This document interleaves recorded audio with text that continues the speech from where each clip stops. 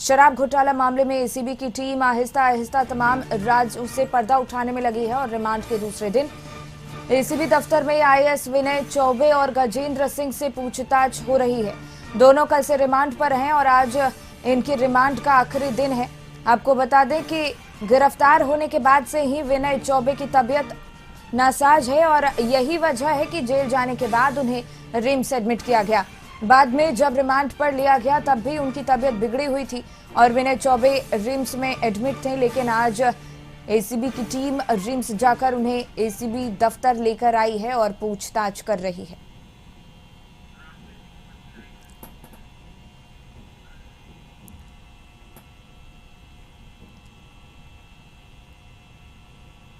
राहुल, इसी पे और ज्यादा जानकारी लिए हमारे सहयोगी जुड़ गए हैं। राहुल, एसीबी की टीम लगातार विनय चौबे से पूछताछ कर रही है, गजेंद्र सिंह से भी पूछताछ की प्रक्रिया लगातार जारी है। क्या कुछ खास खुलासे अभी तक हो पाए हैं?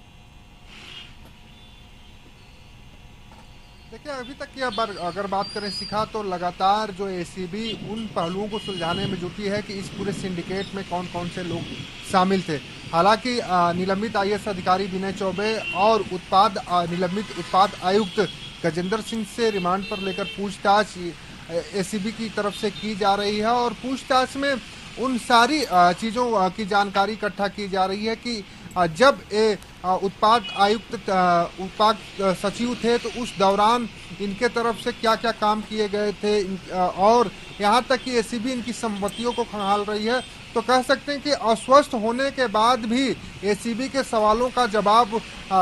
निलंबित आईएएस अधिकारी विनय चौबे को देना पड़ रहा है और जिस तरीके से एसीबी ने कार्रवाई की है और उसकी जो जांच कड़ी है धीरे धीरे आगे बढ़ रही है और एसीबी इस पूरे गुत्थी को सुलझाने में जुटी है कि इस पूरे सिंडिकेट में शराब घोटाले का जो मामला था उसमें कौन कौन से लोग और शामिल हैं और उसके साथ ही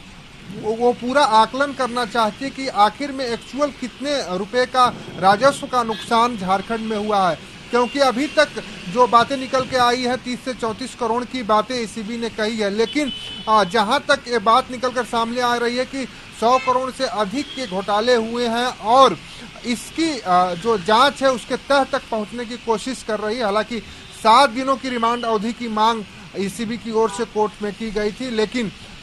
एसीबी की विशेष न्यायालय ने सिर्फ 2 दिनों की रिमांड अवधि की मंजूरी दी है और 2 दिनों तक ही पूछताछ एसीबी इन दोनों व्यक्तियों से कर पाएगी। तो कह सकते हैं कि इसके बाद भी कई लोगों को समन भेजकर एसीबी ने पूछताछ के लिए बुलाया है। तो हम कह सकते हैं कि शराब घोटाले का जो मामला है अभी थमने वाला नहीं है। रिमांड अवधि खत्म होने के बाद भी कई ऐसे शख्स हैं जिनसे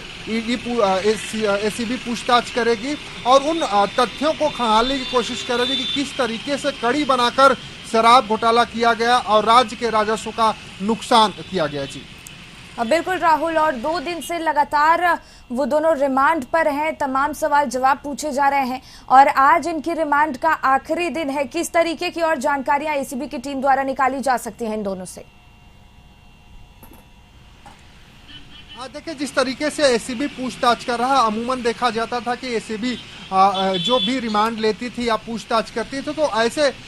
बड़े अधिकारियों पर ये पहली कार्रवाई थी और जो सूचना अंदर से होती थी कभी जानकारी निकलकर सामने आ जाती थी, लीक हो जाती थी। लेकिन इस बार की जो एसीबी की पूरी टीम है जिस तरीके से काम कर रही है, कोई भी सूचना कोई भी जानकारी बाहर वो कन्वे नहीं कर रही, बाहर नहीं निकलने दे रही। तो हम कह सकते हैं कि एसीबी पूरी तरीके से एक होमवर्क करके काम कर रही है कि अगर कोई भी जानकारी बाहर निकलती है तो उससे कहीं ना कहीं नुकसान होगा और उस नुकसान को देखते हुए इस तरह की कह सकते हैं कि मॉनिटरिंग की जा रही है। उसके साथ ही जहां तक पूछताछ की आप बात कर रही हैं तो सबसे बड़ा सवाल यही उठता है कि जो कंपनियां थी जिसके माध्यम से आउटसोर्सिंग माध्यम से काम दिया गया था उनको एम्प्लॉय सप्लाई का, वो एम्प्लॉय सप्लाई करने के साथ जो बैंक गारंटी दी गई थी वो फर्जी थी। आखिर में सचिव होते हुए उस बैंक गारंटी को विभाग क्यों नहीं जांच कराया, क्यों नहीं वेरीफाई कराया? उसके साथ ही और जो लोग हैं किस तरीके से चैन बनाकर पैसे की लेन देन होता था, किस तरीके से एजेंसियां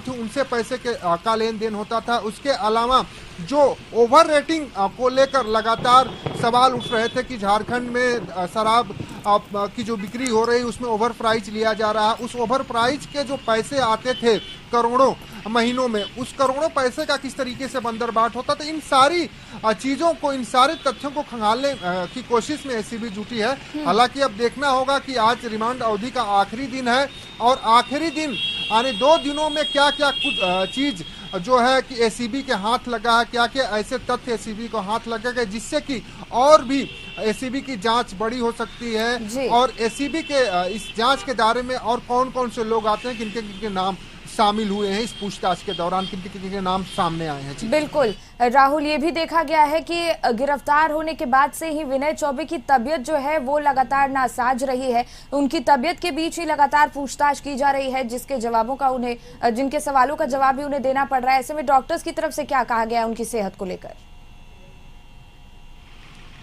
देखिए, अगर हम डॉक्टर की बात करें तो रिम्स में उनका इलाज है, पेइंग वार्ड में वो इस समय एडमिट हैं। जेल जाने के बाद से ही उनकी तबीयत खराब हुई, जिसके बाद पेइंग वार्ड में जेल प्रशासन ने उन्हें एडमिट करा दिया। खाने को लेकर उनका बुलेटिन जारी है और जो रिम्स मेडिसिन विभाग है उसकी तरफ से लगातार मेडिकल बुलेटिन जारी किया जा रहा है, देख रेख उनकी की जा रही है। जहां तक उनकी स्वास्थ्य की बात कही जा रही है तो जो बातें निकल कर सामने आई हैं रिम्स स्वास्थ्य विभाग से कि उनकी किडनी में प्रॉब्लम है, जिसके वजह से उनको बहुत सारी चीज़ों का प्रिकॉशन लेना है। हालांकि अभी आरोपी हैं और जांच चल रही है तो प्रिकॉशन के साथ साथ पूछताछ भी हो रही है। अब देखना ये होगा कि जिस तरीके से उनकी स्वास्थ्य की स्थिति ठीक नहीं है, स्वास्थ्य की स्थिति को लेकर विनय चौबे लगातार परेशान है और इलाज भी चल रहा है और ऐसे में इस एक एसीबी की बड़ी कार्रवाई के दौरान जो उनसे पूछताछ हो रही है, सवालों का जवाब दे रहे हैं, तो कह सकते हैं कि दोनों चीज एक साथ उनके साथ हो रही है। अब देखना होगा कि जिस तरीके से रिम्स में एडमिट होकर इलाज उनका इलाज कर रही है सरकार और उसके साथ ही इस पूरे मामले में एक तरह से कह सकते हैं कि मास्टरमाइंड साबित होते दिखाई दे रहे हैं। तो पूछताछ खत्म होने के बाद ही साफ हो पाएगा कि आखिर में इस पूछताछ में क्या कुछ निकल के आया और अभी कौन कौन से लोगों तक एसीबी को पहुंचना बाकी है। बिल्कुल राहुल, अपनी नजर बनाए रखिएगा इस खबर पर। फिलहाल बहुत बहुत धन्यवाद आपका तमाम जानकारी हम तक पहुंचाने के लिए।